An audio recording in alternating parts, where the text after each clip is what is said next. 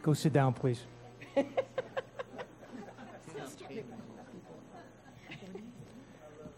closed-door attorney-client session is now concluded, and the board has returned to open session. In the closed session, we discussed possible settlement negotiations and/or strategy related to litigation expenditures. The AC session is now complete. Do I hear a motion to adjourn? Motion by Ms. Burrow, second by Dr. Robinson. All in favor? All opposed? Motion carries 6-0. We will now move on to the workshop where General Counsel Julie Enrico will present her report. Following that, we'll hear 2 board discussion items. I believe Mrs. Andrews may be connected now as well. Mrs. Andrews, are you there? Not yet. All right. When she gets here, let us know. Mrs. Rico, you can begin whenever you'd like. Thank you so much. So, board members, Dr. Fenoy, thank you very much for this opportunity to present my Office of General Counsel annual report. Reflecting on the time frame within which this report will span, we did adjust the annual report period, which usually took place in the spring of each year, to the September of each year. So this report actually spans the time of January 18 through July 2019. So just so some of these things, when I looked at them, were a bit aged, and that's why. So it covers the 18-month period, and from now on, it'll be on an annual basis. The Office of General Counsel's focus for this reporting period was really to look at, enhance, increase, and continue our training, looking at student discipline and safety. We expanded, created our Legal Resource Center, and we concentrated on diversity and global education. A lot of our time in the last 6 months to a year has been the focus on the safety mandates. There have been a lot of mandates coming out of Tallahassee, as we know, and our office concentrated very comprehensively on dealing with those statutes, those new statutes, and helping to navigate the system forward. Also, training has been a focus to provide resources to principals, administrators, and the like. Our new Legal Resource Center is up and running. We have had great support with Ms. Tanya Gilmore, who is sitting to my right, who's our paralegal and helped create this resource center, along with our newest attorney, Yolanda Morgan, who has really been a tremendous asset in harnessing our training materials, concentrating those, and really creating a resource center that's available to principals, instructional leaders, and non-instructional leaders alike. As part of that resource, we created the legal podcast. It's called The Legal Brief, and regularly we have been dropping podcasts that concentrate on topics of concern to principals. As you know, we have the duty hotline where we have principals calling in. We have over 1,000 calls a year, and we look at those and trend those and determine the kinds of questions that principals have on their minds. We have included principals in the podcast. They are guest hosts, and they participate in the podcast with their experiences, questions, kind of walking through the various topics in their shoes. So it's really been a great opportunity to work with the principals and provide something that hopefully will be very helpful to them. As you know, the Office of General Counsel provides legal support to the board, the superintendent, leadership, schools, and district administration. Our support to the board continues with the various ways that we report out to the board as a collective, in addition to our regular litigation reports, quarterly reports, claim reports, special reports on our ongoing cases and claims. We also provide legal memorandum and opinions. Those totaled over 130 this year. Board alerts. We try to provide the board real-time alerts on case developments and issues of concern that the board should have real-time information on. Sometimes it's very difficult to beat the internet. It used to be easier in days gone by to send a board alert to beat the 5 o'clock news. Now we have blogs and such, so we try to give you real-time information as quickly in time as possible. We have our status reports and board governance memoranda, which we try to provide board information, reminders, et cetera, on issues regarding board governance. We do legal trends analysis to provide on the horizons quarterly report, and we continue to put out our Legally Speaking newsletter. Support to executive leadership has also been involved this year. We provide advice and guidance on day-to-day and critical legal issues. We're included in, I'm included in the superintendent's executive cabinet, and it's greatly appreciated to be included in that group so that we can identify impacts on legal issues as they arise. And we also provide guidance and preparation for agenda items, workshops, and policy development. So our content area that we provide advice and guidance on include governance, and here are the attorneys who participate in those areas: employment, business ops, academic, risk management, and appellate. These attorneys are focused in our annual report that we provided to you. I'm not going to go into their backgrounds, but I do ask you all to take a look at their backgrounds and be reminded that these attorneys are content area experts, very well regarded within the community, and I can't say enough about their level of expertise, quality of work, and commitment to the mission. They are just amazing staff members. No one does any of this work alone. Certainly, I would not be able to be here before you today without this incredible team. So I really thank you for allowing them to be part of my team, and I thank them for doing such a good job. Support to schools and administration. We provide over 23,000 attorney hours per year. We do keep track of attorney hours like a law firm does, although we don't bill you for it. We do keep track of it, and sometimes we bill the other side for it if we do have an attorney's fees provision, so it comes in handy. But we do keep track in order that we can, I like to look at it to see that we're focusing on the right things with the right amount of hours, and also to ensure that attorneys are keeping pace with relevant amount of time spent on the particular areas of work. As you can see by the pie chart, day-to-day district support takes up most of our time, and litigation, which is oftentimes what the board sees in attorney-client sessions, et cetera, is about a quarter of our work.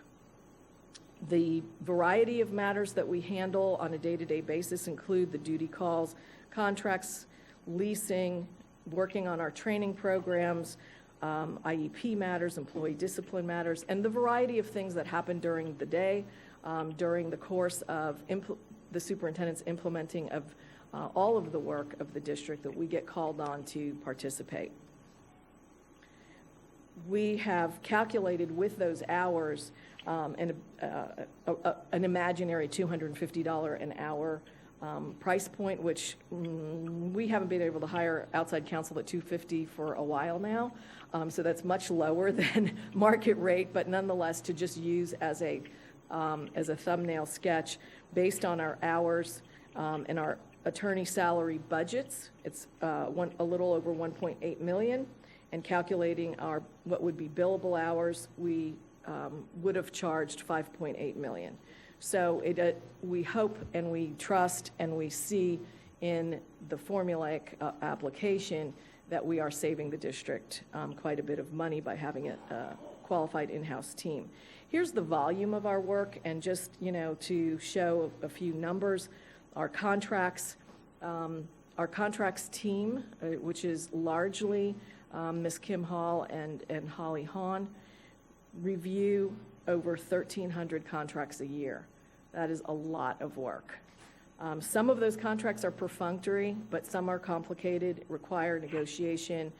Some require extensive negotiation, and so I commend them for sticking to it and making sure that the district's rights are protected in those contracts. The duty calls that I had referred to, average this year we calculated 950. We track those, by the way. We have a log that we keep and we maintain the type of call. Sometimes these are one-off calls about a subpoena or a custody matter that is being addressed in the school center, and it's resolved right then with 5-10 minutes or a half an hour worth of work. Sometimes they evolve into a larger matter, and at that point in time, it's considered an open file, and so we move it over to an active case. The people handling those, our first line of defense is Mr. Bruce Harris, and then Lisa Carmona and all the other attorneys take their turns at answering these calls. Litigation, we have over 160 active litigation files in various different content areas. We try to have a proactive approach to litigation. We do trends analysis to see, what lessons we have learned from our cases. These inform our training. These inform potentially policy changes, and it informs information, work, huddling together with superintendent and staff who are informed by the type of cases that we're seeing, if there's a trend or something we can do and improve in an area of concern. Trial prep for these includes a mock trial prep. The litigation team meets regularly under the direction of Sean Bernard and Deputy Assistant General Counsel, and she holds peer reviews so that the case is presented by the attorneys that are going to trial, and then the rest of the litigation team, including to sometimes support staff, will be in there and ask questions or try to attack the case, if you will. Ms. Lisa Coring, who is one of our staff attorneys in the employment area, is now doing an additional aspect of trial prep, which she's actually taking the district witnesses on a courthouse view and actually taking them down there, going into the courtroom, and sort of exposing them and getting them comfortable in the actual arena where the case will take place, which I think is really terrific. The value added for our litigation group on successfully defending personnel and risk management cases was estimated to be approximately $1.1 million, and that is calculated by looking at what the claims were, what the attorney's fees were, and what the savings were as we resolved the case. As I had indicated before, our one-person appellate group, Mr. Sean Fahey, has really evolved over the course of the last couple of years that he has been with us, and the types of cases that we have been able to resolve on appeal and successfully resolve in the appellate level have been many, and most of these cases have actually had a statewide impact. So we've had cases in the employment arena, the stormwater case, a termination of a teacher who assisted on FSA cheating. So we've got a number of cases that actually stand for something, both on the statewide and federal level, and so that's really commendable. Also, we use Mr. Fahey in the litigation group on complex cases to sort of tee them up, to do additional research, to help on complex summary judgment motions and draft those, but also to ensure that if we end up in an appeal, that the case below has a foundation of a strong record. And so that's really helped us strengthen our cases as we go forward. The case budget process, for every single case that opens, we open a case budget that sticks with the case throughout. And so that is to project what is the case about, what are they demanding, what are the projected costs, and then what is going to go into it. Besides court reporters, are there going to be experts, et cetera? This helps us define our budget because we really need to keep inside of our budget for the year, and it's oftentimes difficult to project that with any certainty unless you look at this on a month-to-month basis. So this is something that's looked at and fine-tuned within the litigation group. Ms. Bernard goes over these cases with all of the litigation attorneys, and then that comes to our budget team. These are monitored, because sometimes you'll have a case that seems like it's simple, and then the case ends up with 38 witnesses that depositions are taken, and now you need transcripts, and they're $2,000 a transcript, and suddenly this case that didn't seem like it was going to cost a lot costs a lot. So we've got to keep monitoring that. Our budget team is made up by Ms. Deborah Floyd, my executive assistant, Linda Flowers, our support staff technician, Blair Littlejohn, Deputy General Counsel, and Sean Bernard, Deputy General Counsel, and we meet monthly to assess not only our litigation budget, but our actual budget. So for instance, we're looking at our contracts with our legal research provider and determining if there's another company we can go with who can give us a better deal. So those are the kinds of things we look at and make sure that we stay within our budget. The good news is our risk management outside counsel fees, because we've taken most of these cases in. Mr. Eric Bell heads up that group along with one of our new and fabulous attorneys, Melissa McCartney, and they have really worked together and continue to reduce the outside attorneys' fees in the risk area. So that has declined significantly, and we're really happy about that. We don't have very many cases in outside counsel right now, and most of those cases have continue to be assigned to us, and we're working through the last few that are still out there. The outside counsel fees for non-risk has gone up significantly this year. We had some unusual cases that we had to defend, but also affirmatively filed, and those were the constitutional related cases for the challenge of House Bill 7069, the capital millage case, and that still continues, as well as our charter school referendum case, which we recently won at the trial court level, and will, as far as we understand, continue forward on appeal. Yes, but we did win, and so that was good. That was good news.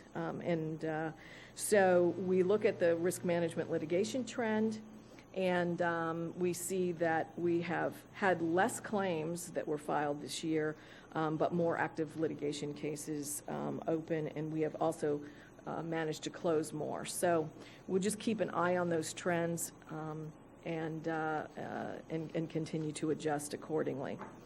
Our focus, as I had indicated, on training and we're very pleased. The district's training program has become very robust, and they have included us in PLAs, aspiring leaders, and other forums to provide legal training, both with in conjunction with district teams and also alone, depending upon what the subject matter is and the needs of the particular PLA. We have also been asked to make some house calls at schools and departments, and we continue to be available for that. We're really thrilled about our opportunities to provide that training. Our community activity with our involvement with supporting the community and also being recognized within the community continues, and we're very proud of that. We continue with our diversity plan. We have an in-house diversity committee that was established. We have very active participants within our legal team who participate in community, statewide, and other legal professional diversity activities. Our in-house committee developed a mission statement, and we also have our full entire staff involved in mandatory training. We had 3 diversity trainings this year for our full staff, and we have voluntarily encouraged with the goal of having every one of our staff attend REI. So far, we have about 7 or 8 people who have attended, and we hope to continue to have participation there. Let me just pass that along. Again, our staff members are involved and are continued to be included in statewide issues regarding diversity, and we're very proud of that. And we hope to continue enhancing and participating in those endeavors. We helped support the Global Education Project that's ongoing and presented at those conferences throughout the year. Our org chart here reflects the groups we talked about before. I have several individuals that report directly to me in the governance group. And then on an ad hoc basis, we sometimes create groups. So with this navigating the charter and other school safety 70-30 requirements, we've kind of pulled together a 70-30 group. And that's made up of Melissa and Yolanda, who work very closely with me in that endeavor. I just want to say a little statement about a big group, and that's our support staff. These guys are amazing. All of our paralegals are certified paralegals. Our legal assistants are tremendous.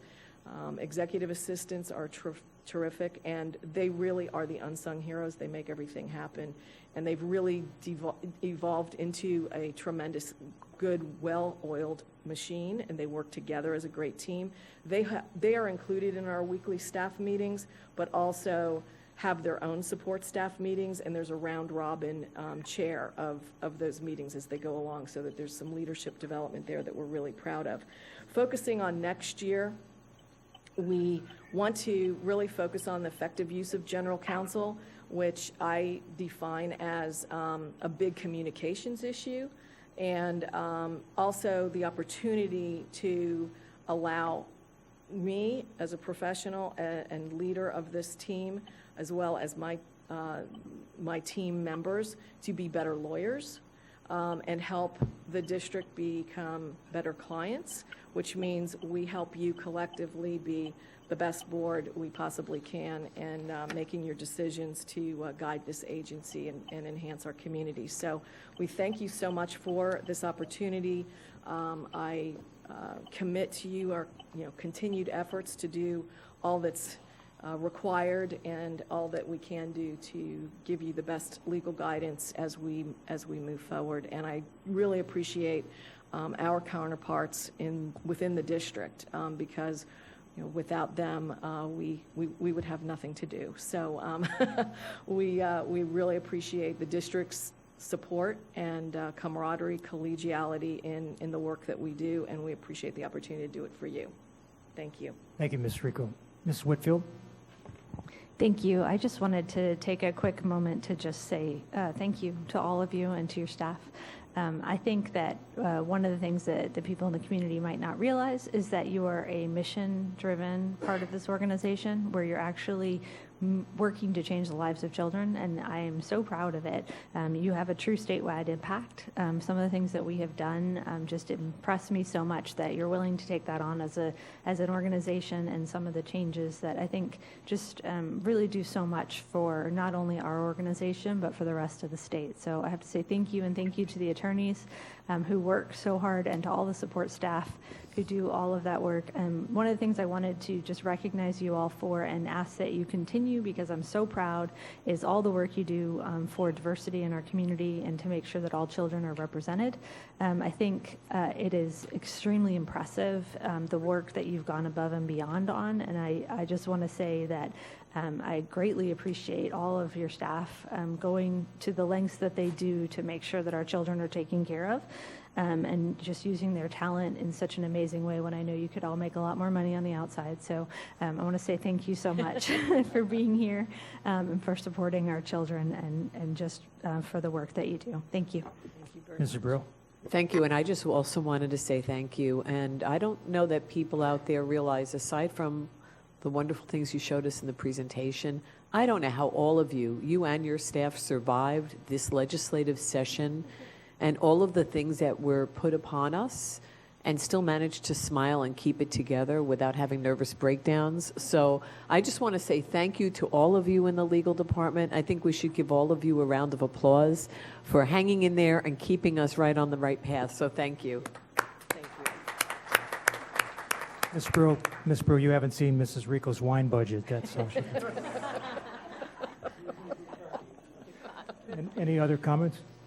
So I was at the meeting where I guess that our general counsel hosted all the other general counsel from around the state, and Ms. Agerholm was on a panel there, and I just want you all to know that there were so many comments from the other attorneys in the room about how lucky we are to have such a great general counsel's office here in Palm Beach County. So I too thank you for the work that you do for all of us.